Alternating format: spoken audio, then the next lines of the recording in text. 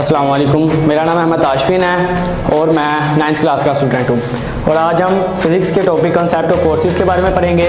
Concept of forces से पहले हम फोर्स को डिस्कस कर लेते हैं। फोर्स क्या होती है? फोर्स किसी भी ऑब्जेक्ट को पुश करती है या पुल करती है, उसे स्टार्ट या स्टॉप करती है और उसकी डायरेक्शन और मैग्नीट्यूड दोनों को चेंज कर देती है। फॉर एग्जांपल, किसी ने मेरी तरफ बॉल थ्रो की और मैंने बैट के साथ उसे डायरेक्शन चेंज कर दी हिट करके।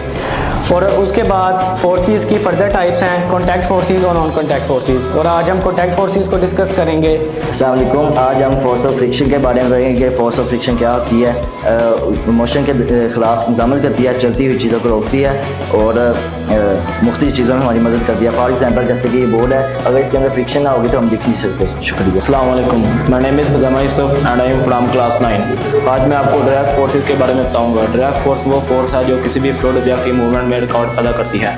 मसलन हम पानी में तैर रहे हैं, पानी का जो डिस्टेंस है वो डायरेक्ट फोर्सेस है। अस्सलाम वालेकुम, my name is Musa, I am from class 9। आज हम थ्रस्ट फोर्स को डिस्कस करेंगे।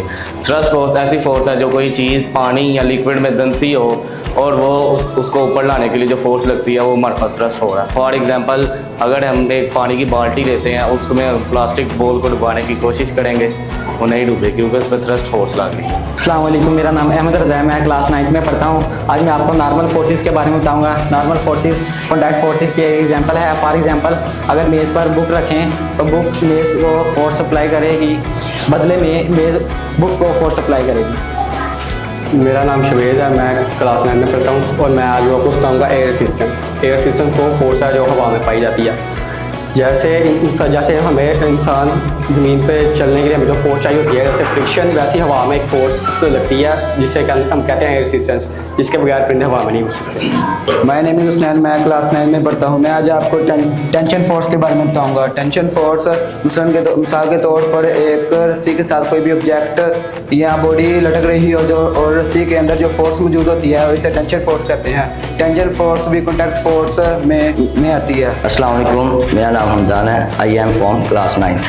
आज हम टाइप्स ऑफ फोर्स के बारे में डिस्कस करेंगे, जिसके अंदर सर ने कहा बच्चों को इलास्टिक फोर्स के बारे में बताओ कि किस सब्जेक्ट में पाई जाती है। इलास्टिक फोर्स बेसिकली लचकदार ऑब्जेक्ट में पाई जाती है। फॉर एग्जांपल, हमने एक रबर बैंड लिया, जब हम उसको पुल करके छोड़ेंगे तो वो अपनी नॉर्मल हालत में आ जाएगी।